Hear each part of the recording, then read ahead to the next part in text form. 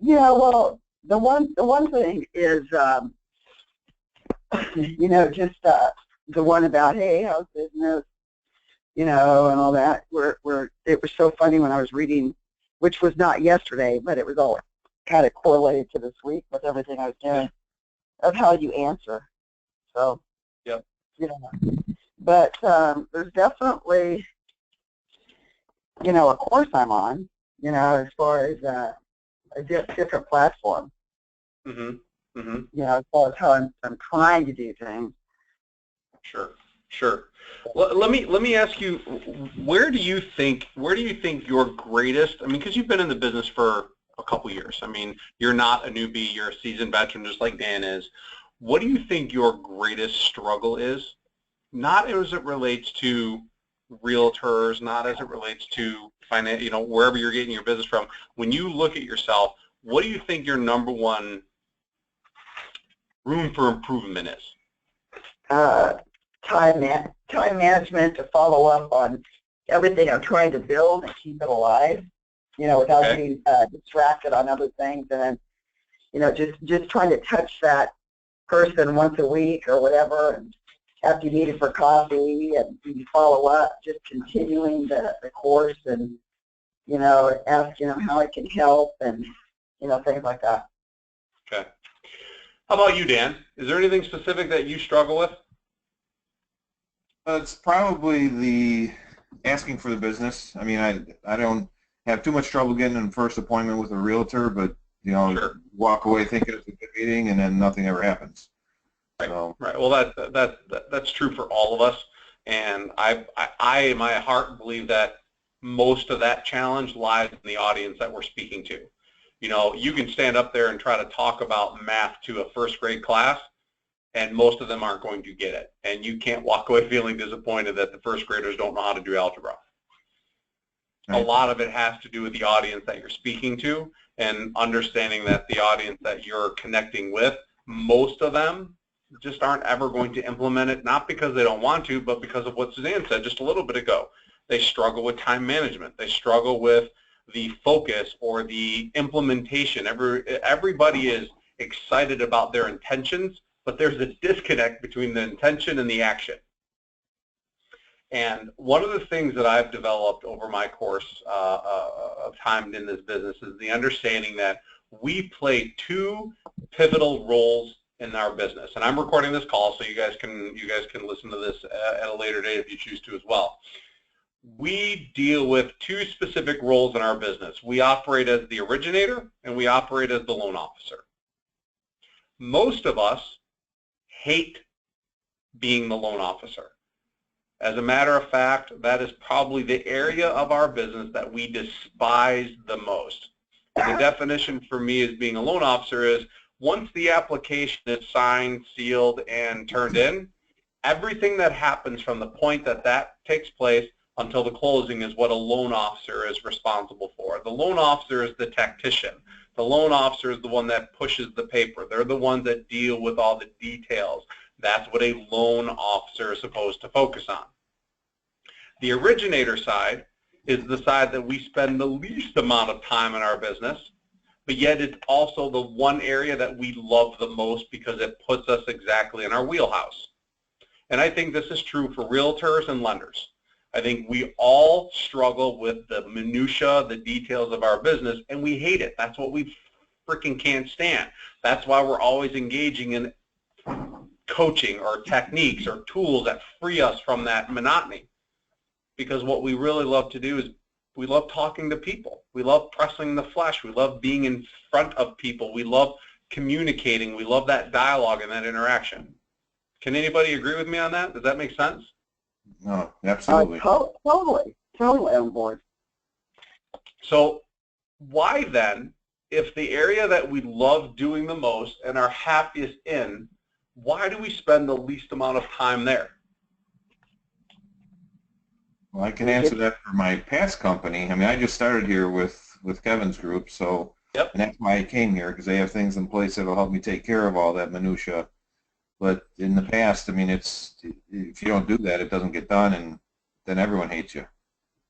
True. Yeah, I mean, but you're so right. He's right about the time management being so diverted and absorbed because whatever company you're working for just doesn't have the right staff to do all the administration things, so you're everything. And now that was one of the things, coming to Success Mortgage is that, we're going to have an LOA, we're going to have our own processor, we're going to have this, have that, to redelegate those. And hopefully that will change the path. And that's my goal. Here's an aha moment that I want you guys to kind of sit on for a little bit. You will never get away from being a loan officer. You just won't. I don't care how many people that you have on your team. I don't care how much preparation you do for the file. There will always be a reason and a need to have you involved in the loan process. And that's just part of the game, guys. We're never going to get away from it. Yeah. No, I'm a control person, so part of mine is that I don't let go. And I don't even know if I'll let go when the conditions come out of the initial underwriter approval. I'm still the engaging kind, where I still want to call the customer, get the conditions, get this, get that. So I'll just have to wean myself and see where the priorities are and whether or not. Well, and I thank you for that, because that was almost the perfect segue for what the topic is that I really want to dig into. If I could teach you the value of what it means to be a loan officer with the mindset of an originator, would it make sense that while you're doing your loan officer duties, you could also focus on being that originator so that you're getting value at the highest level and being fulfilled and helping your business grow? See, one of the greatest mismatches of our business is that when we jump into the trenches, there's a book out there called The E-Myth, written by Michael Gerber. If you guys have never read it, it's an easy read. I highly recommend it. He basically it's called The E-Myth. E is an elephant, E-Myth, and it stands for the entrepreneurial myth. And it says that if you believe that you're a great tactician, if you know how to make pies and you make really good pies and everybody wants your pies, and you decide to open up a bakery and you start making your pies, you missed out on the other two roles that you have to play as being an owner. And that is not only are you the pie maker or the tactician, but you're also the manager, and you also have to be the entrepreneur. The problem is that people don't understand that those are the three roles that play a lot into whether or not your business succeeds. We as loan officers believe because we know how to push paper, it automatically makes us an originator. And the problem with that is totally a falsehood. I will profess to the day I die that I was the worst loan officer on the planet. I couldn't fill out a 1003 to save my life. I couldn't chase conditions accurately. I couldn't read a bank statement. I couldn't tell if there was a 401k loan on a pay stub. I was horrible at it. But what I was exceptionally gifted at was the ability to originate relationships with people and get them to believe and trust in what I was doing, and to get them to buy into my process and system. The point was that I never wanted to be a great pie maker. I just knew what the market wanted, and I needed to find the right pie maker. So what I spent my time doing was, if I'm going to have to be if I was going to have to be a bakery manager, I needed to learn how I could leverage the relationship between my act as being a pie maker and how I could do it as an entrepreneur. Because my first role every day wasn't to go out there and to push paper. That's not what I walked into my office doing every day. Instead, I walked into my office going, how can I amplify my relationships? Let me say that again. As an originator, your role in this position is nothing more than to amplify relationships. Your role is to get people who you talk to say thank you to you, and to go back to the people who introduced you to them in the first place and say thank you. That is your fundamental primary focus every day you turn the lights on in your business. Your job is to amplify somebody else's relationship because they know you. my business logo. Are you guys are both of you guys on a computer? Yes. No, Okay. I'm traveling. Okay. Dan, have I ever showed you my my business logo? Yeah, the triangle. Yep, the triangle of trust. Yep. Okay, so for the purposes of what Suzanne will see when she goes to replay the video, what you see here is my triangle of trust. My business model as an originator was, how do I capture people's attention and get them to see me for what it is that I really am? I am not a loan officer. I'm not a mortgage. Doug, you're not What's showing that? the triangle, just in case you're... Oh, I apologize, buddy. Sorry about that. I didn't hit the right button. I wasn't in business to be a mortgage originator. I did not believe that my sole purpose was to originate loans. I believed my sole purpose was to get people to be thankful that they knew me and to get people to talk about me to their friends and to the people they care about. That's what I believed. I knew that I was horrible at numbers. I knew that I was horrible at 1003s and VOEs and VODs and LOXs and all that stuff. So I said, I can't, I'm never going to succeed in this business if I have to get proficient at it. It's just not my DISC profile. So I started to craft tools and techniques to help me with where I was really good, and that was in building relationships. So my philosophy is really simple. I believe that my number one goal with my clients was to establish the triangle of trust philosophy with them.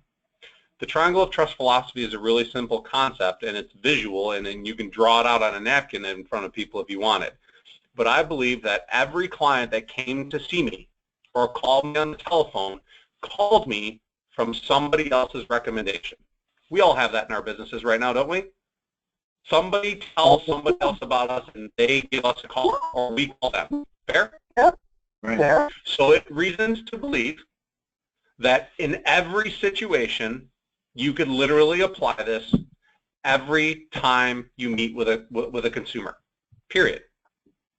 And you can even turn this into your presentations with your realtors, because what your goal with a realtor is to be a relationship amplifier. Your goal is to take the three corners of the triangle and go, Mr. Realtor, you are at the bottom of this point. You are the reason why this client and us are talking. So my goal with you is to make it so that when I'm done talking to that client understands that their responsibility is to go back to you and say thank you. I understand that I'm not going to be able to meet every client's needs. I don't profess to be the best loan officer for everybody on the planet. However, I do believe that I'm the best loan officer or originator for them to talk to help figure out what their goals, needs, and wants are. And if I'm the right person, great. And if I'm not, I will direct them in a path that will help them accomplish their goals, because what matters most to me is them going back to you and saying thank you. Now, here's the cool part about what this means, is that that client going back to that realtor saying thank you actually amplifies your relationship with the agent. Would that stand to reason that would happen? Absolutely, yeah. Yeah. Anytime you get somebody to talk about you positively to somebody else, it actually builds your credibility. Here's the byproduct. Mm-hmm. Well, on top of that, you become extremely valuable to the client, because what you're talking to them about is what their wants and their goals and their needs are. So your relationship is amplified between the client and you.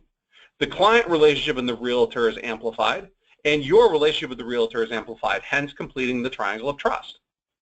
That model becomes the foundation for which everything you do from the point that the loan is turned in, when you have to be that loan officer, you're going into it with the premise that I'm going to become a loan officer today, not because I want to push the paper and get the deal done.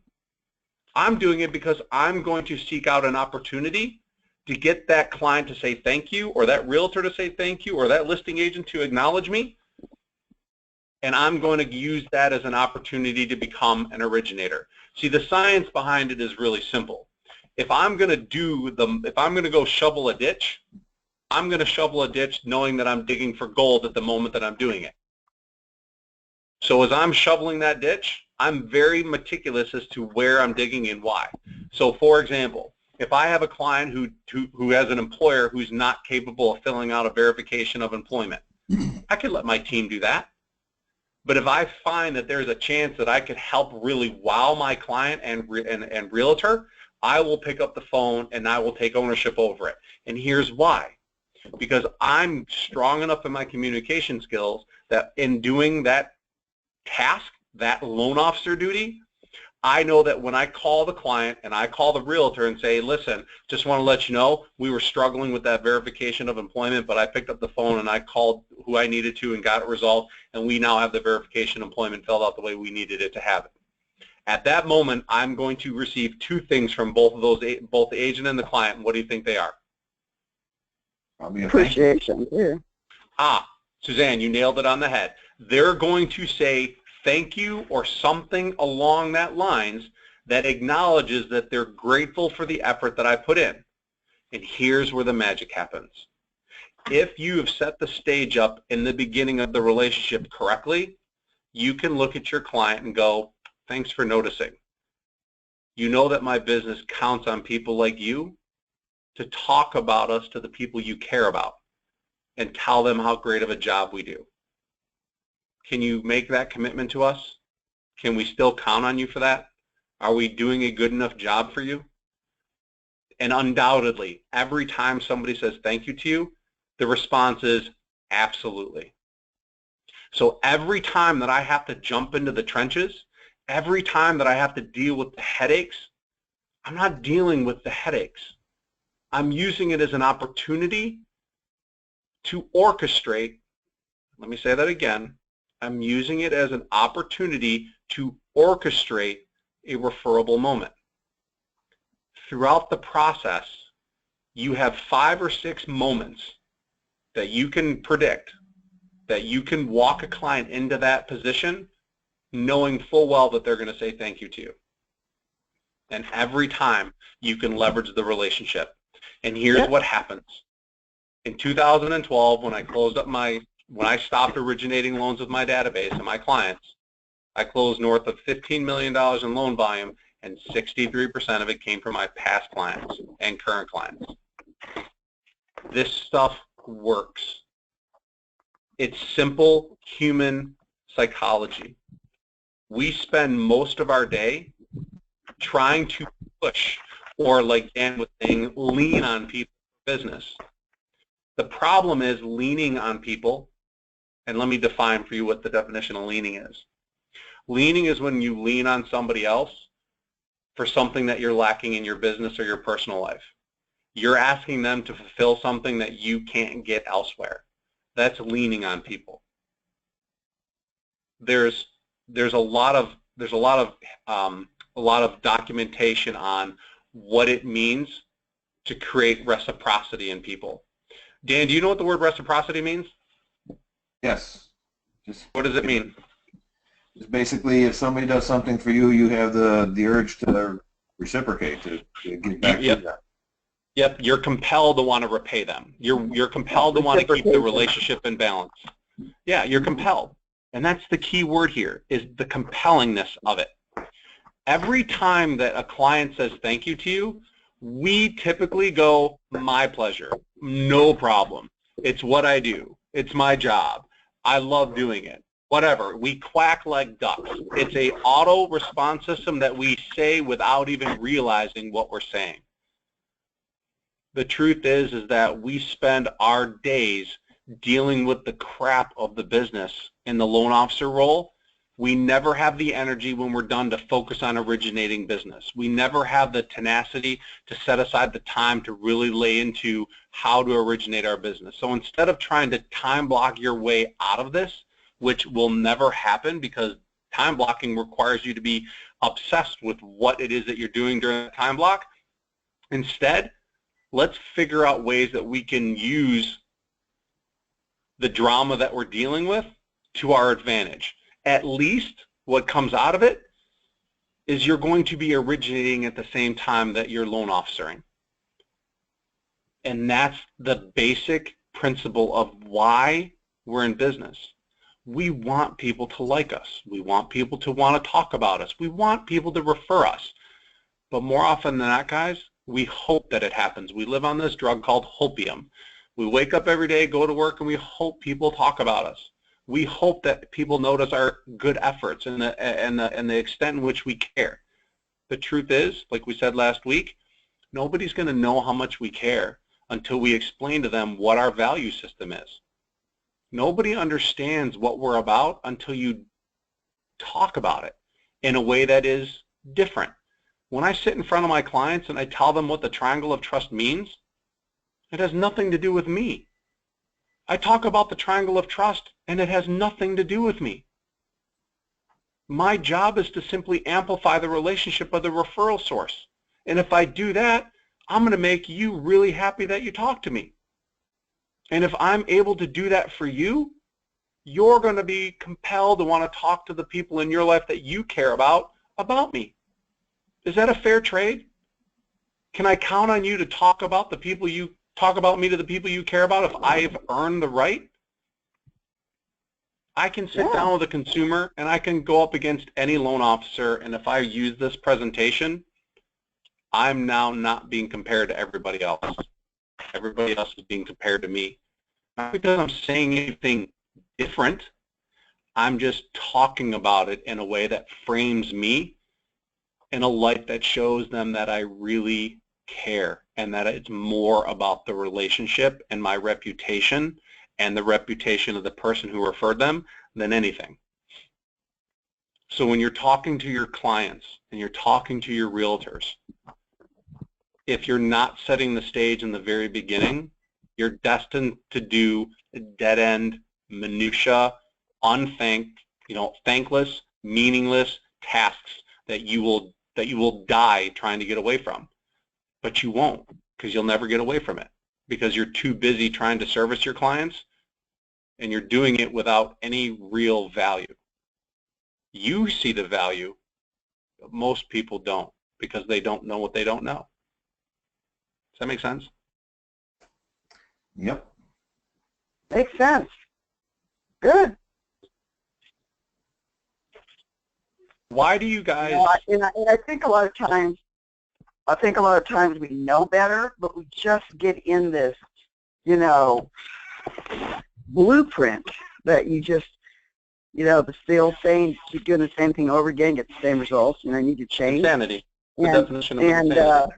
Sometimes we just get in that blueprint, and you go, man, how do I get out of that? I'm, like in a continuing nightmare, with no results. So, I get results. I have relationships. I haven't been at 38 years without landing on my feet, but I can promise you that I want to grow my business more this year, and I have to recover from losing some relationships when I went back to Bank of America for 6 months. So that's where I'm, trying to get down.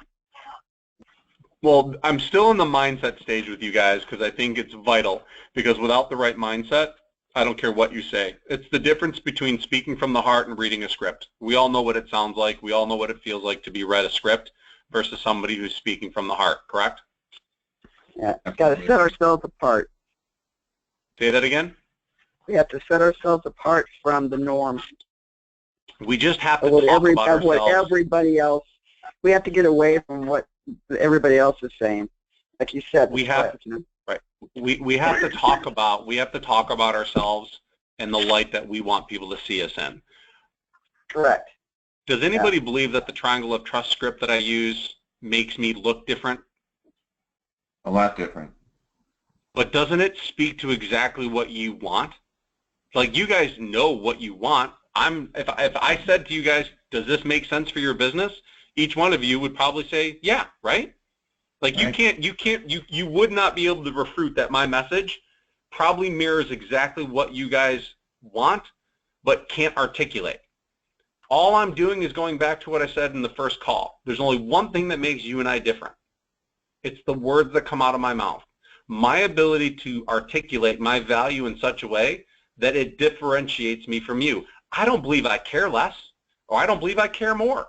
I don't believe I act differently. In a lot of ways, I'm probably worse at my job than you guys are. But the way in which I deliver the message and what it is that I say is what differentiates me, and it gets people to buy into it. The mindset here, guys, is really this.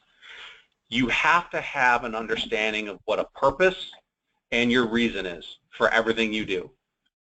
The reason to pick up the phone and call your client about the value of the appraisal is to tell them what the value is.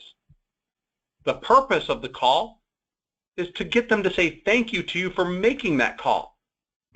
And that purpose is where the originator starts to talk.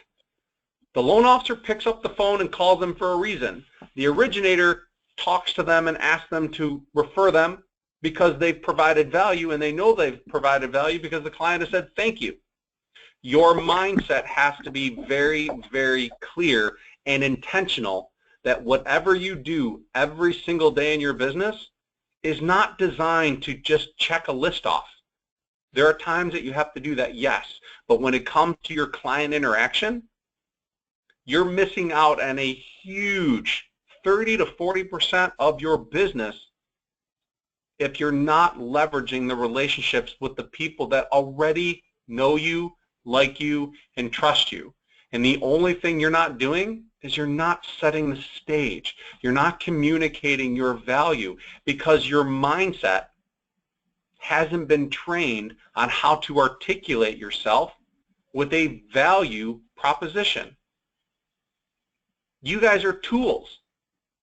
And I don't mean tools as in being a derogatory statement. You guys, just like me, are viewed as tools.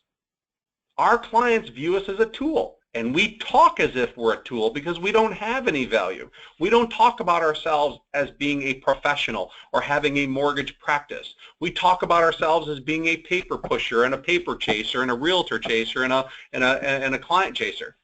We don't believe that when we speak, we have anything of significance to talk about because we believe what everybody else believes, that they can get a mortgage anywhere, that they can talk to anybody and it'll be the same thing, and that we are only as good as the rates that we're posting.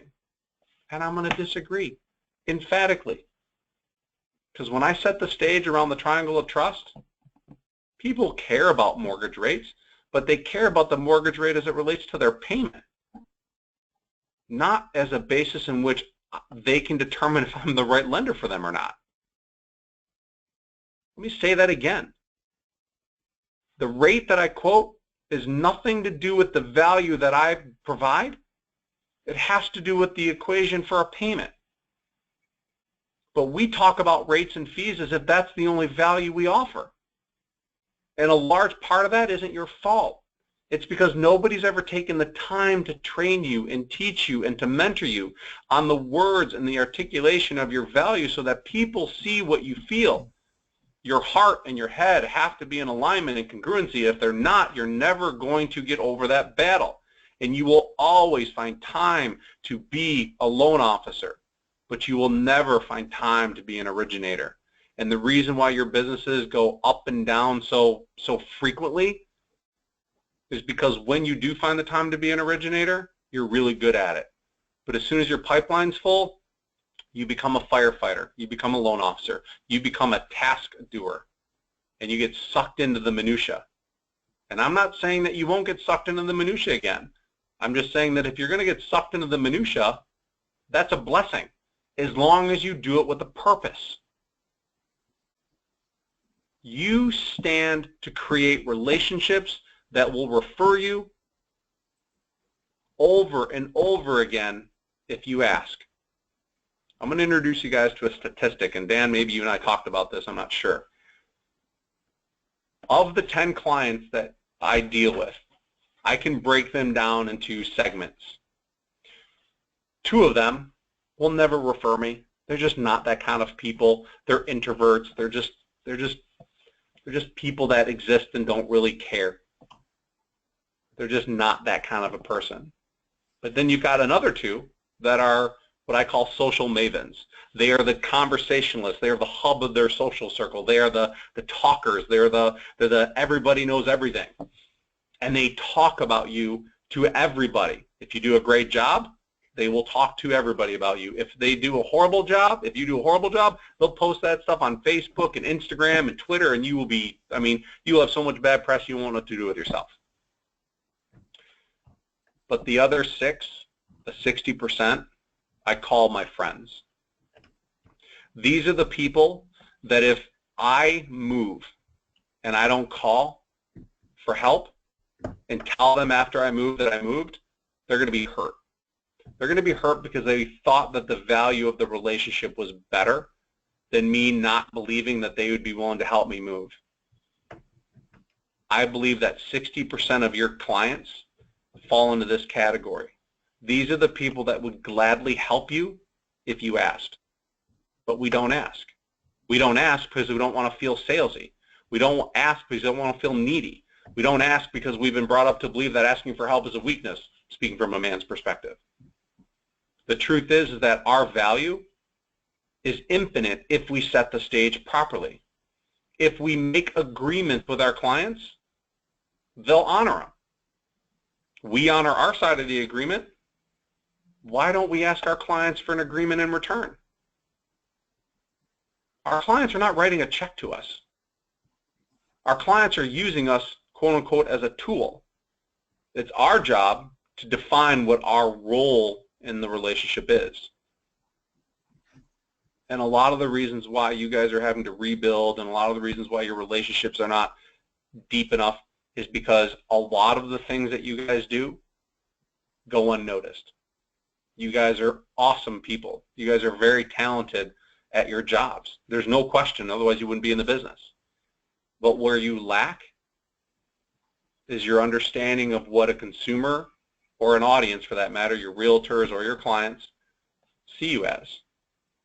See, I believe that in a relationship that's healthy, you have to first know your value in order for them to see it. If you can't answer that question for yourself, how's anybody else supposed to?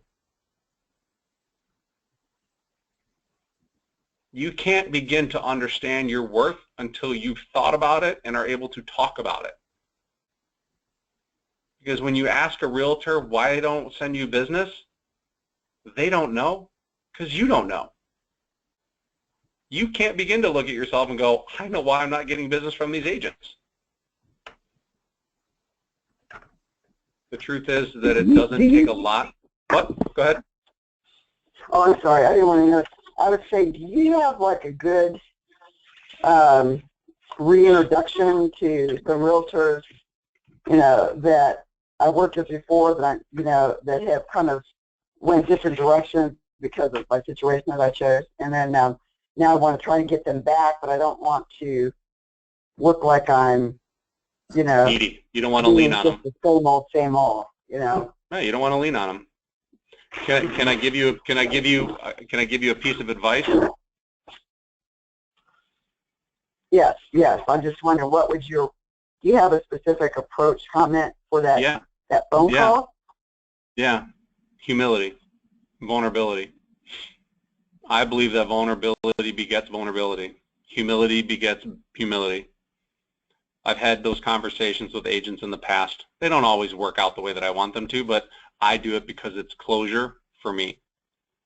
And I simply pick up the phone and say, hey, Suzanne, it's Doug Hatteray. It's been a little bit time since we talked, and frankly, I have to apologize. I've been really dealing with my decision to go back to the bank that I was at, and I realize that that decision has cost me some relationships, and I fear that one of them was yours.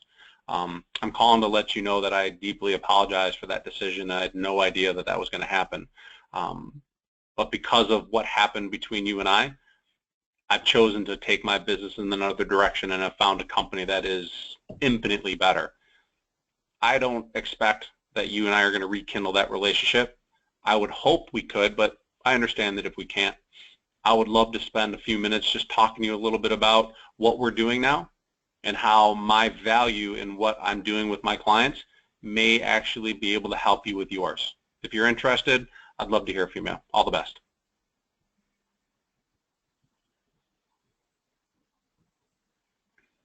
Okay, silence doesn't help me understand anything. Yeah, so from there, then you go. I'm going to listen to that about 5 times when I go back to recording. That was good. Say that again, Dan.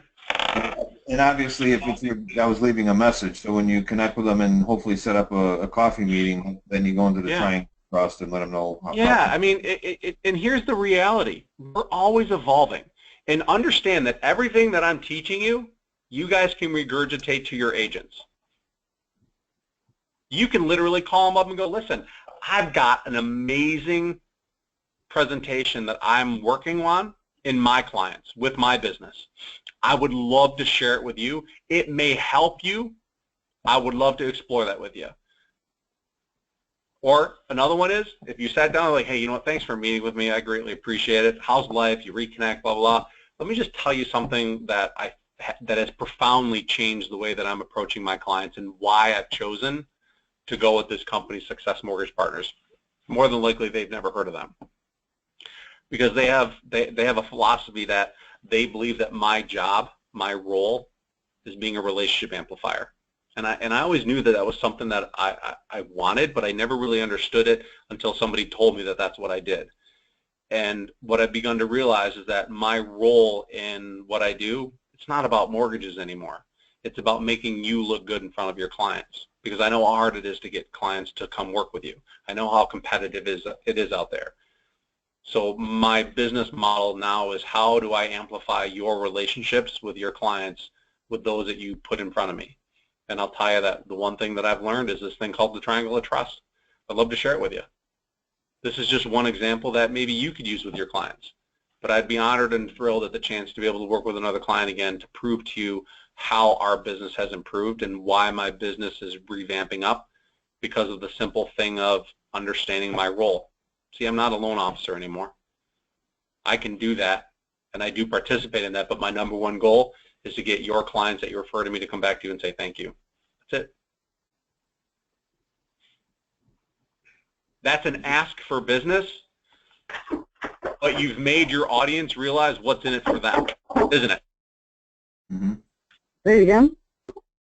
That's asking for business without asking for business. Because what you're not doing is you're not leaning on them. You're basically saying, I can help you with your business. I can make your relationship with your client stronger. I can help that client refer you and I together if you give me a shot. So you're not asking them, you're not leaning on them then. You're giving them value. You're talking to your audience for a specific purpose. You're figuring out what their goal is. You know what their goal is. They want more business. They want their clients to be taken care of, and they want what everybody wants. They want to feel appreciated. They want the client to come back to them and say thank you. You get clients to come back to your agents and say thank you every time, regardless if you get the loan or not, that agent's going to be addicted to that feeling. It becomes a drug. Trust me, it becomes a drug. It becomes a drug for a simple reason.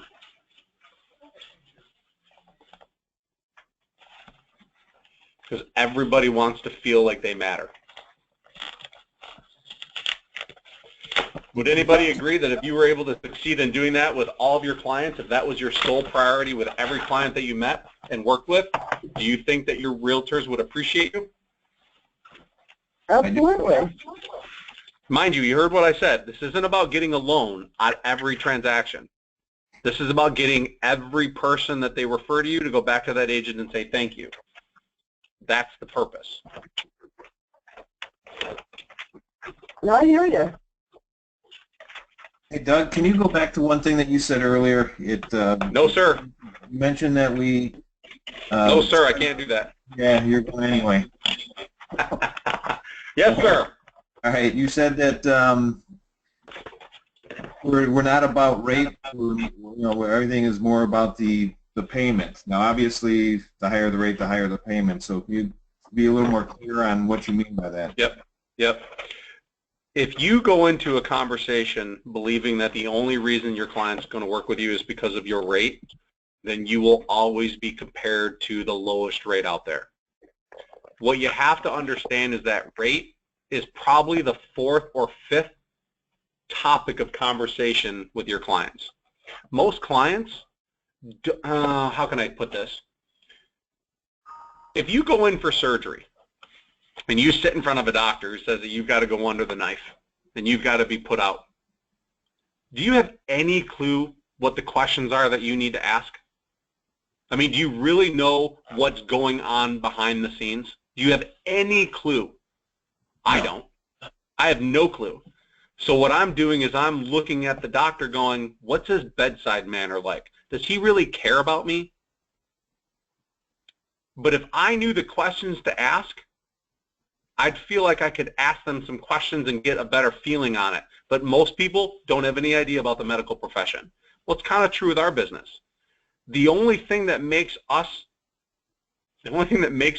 struggle is the fact that interest rates are what everybody sees. And that's the only thing people understand that makes us valuable. So one of the things that I always did with my clients was I showed them. There's a list of things that I created, 100 things that could go wrong during a process. There's literally 100 things that could go wrong.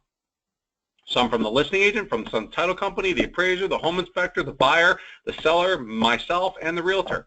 There are literally probably 250 forms that go from person to person during this process. And there's probably 50 signatures, if not more, that have to be done before this thing is closed. There are literally hundreds of things that could go wrong. I think rate's important, Mr. Client, but in all fairness, if you can't get to the closing table in a time that suits your family's wants, goals, and needs, how important is that rate? Now, what my job is to be the consultant that helps you understand what the reality is. You have this idea of what your perception is, and I have to take that perception and turn it into reality for you. So we can get to interest rates, and believe me when I say this, I'm competitive, but there are banks out there that are going to be very, very cheap. And I promise you that you can do that. If you're hungry and want a really good meal, you're probably not going to go to McDonald's to get a really good meal. You're probably going to spend maybe $4 for a hamburger as opposed to 99 cents. It's still a hamburger, but the truth of the matter is that the service and the experience is totally different. I don't profess to be the best loan officer for every client that walks through my door. I just believe that I'm the best consultant to figure out what your goals, options, wants, and needs are, and to help coach you and consult with you on how you can achieve that. And when the time comes, we'll talk about interest rates. But I can't even begin to talk about interest rates because I don't know what we're dealing with yet. Is that fair? That works. Oh yeah, absolutely. See, the whole point of why we feel like we can't talk to our realtors and ask them for business, or why they don't send us business, is because we project this feeling of, I'm just a tool. Like, I don't have a brain. I don't really care. I'm just here to help you get a mortgage. Well, the truth is that you're better at that than a realtor is. See, a realtor isn't of any value. Zero. People can go into Home Depot and Lowe's and get a for sale by owner box. If they find the house on their own, which isn't that difficult these days with the advent of the internet, if somebody really wanted to, they could go in there, and the only thing that they would be fearful of is what happens if things go south. So what are we really paying? What are you really paying a realtor for? It's the insulation and protection in case something doesn't go right. Me as a loan officer, I actually oversee over 100 details in this transaction, and I oversee them pretty darn well. And the number one reason why you were asking me to help you is because you believe that I'm the best person to get you from point A to point B with the least amount of stress possible. And if I'm able to do that, you're also agreeing to commit to refer me to the people you care about. Is that an agreement that we can live with? Great. Awesome. Let's talk about your W-2s, pay stubs, and bank statements. Okay, that makes sense. The message here, guys, is this. You have to have a purpose for everything that you do. You have a reason, you do that every day, but the purpose behind it is what we're lacking. You have to have your mindset right. And if you're going to deal with the stress, with the loans that you got in the process right now, start changing your purpose. Start realizing that every time you pick up the phone and try to solve a problem, you can turn it into a referable moment just by saying, thanks for noticing. I want you to understand that that moment happens more times than you can even imagine. You guys have been paying attention to that now, right? You guys have been kind of listening for that? Yeah. Yes. Mm-hmm. And every time somebody says thank you and you respond with thanks for noticing, you can follow it up with thanks for noticing. Just remember, I'm counting on people like you to to refer me to the people they care about. How hard is that? But it takes intention. It takes purpose. Go ahead and continue to be the loan officer that you want to be, guys. It doesn't matter. As long as you have that language conversation with every one of your clients. And it becomes infinitely more impactful if that conversation is set at the very beginning before they agree to work with you. It's harder to do it if they didn't agree to it in the first place, but it's still training that you guys need.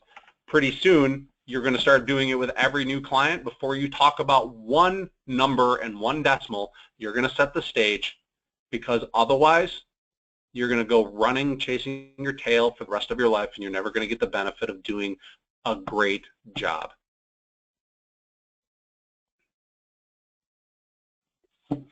Okay, good. That's my 2 cents. That makes sense? That's worth a quarter. It's worth a quarter. Thanks, Suzanne. You're not asking for change, right? My famous saying. That's my 2 cents. You're not asking for change after that quarter, right? No. I'll pass it along. Does this is this something that you guys, does this resonate with you guys? Oh yeah, it definitely makes sense, you know, and I'm definitely going to go out there and try to look at things a little bit more uniquely than I have been. Okay, you know what? I missed on asking you guys to do something for me last week, and I'm gonna say this, and I really need your help on this. We collectively don't use the word try. Try is a weak, powerless statement. If somebody asks you to pick up the phone and call somebody, and you say, like, I'll try, it's effortless.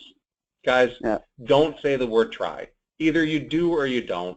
Trying is a weak-minded belief system that you would do it, but maybe you won't. Yeah, replace it with I intend. No, don't even say I intend. Just replace it with I will. Oh, got's okay. So you don't want me there saying... There is no I intend to. People don't judge you by your intentions, guys. People judge you by your actions. It's that simple. Yeah, absolutely. So what I need from you guys is understand that your success with these conversations isn't based on you showing up to the class once a week. Your success with this stuff is the actual integration of it into your businesses and understanding that it's going to feel uncomfortable in the beginning. It's going to feel awkward. You're not going to sound like me, but over time you will develop a style that will be comfortable for you. People are attracted to the confidence and the clarity and the conviction. Understand that above all else. People didn't work with me because I was the best loan officer. People didn't work with me because I had the best rates. People didn't work with me because I knew all regs or I knew guidelines.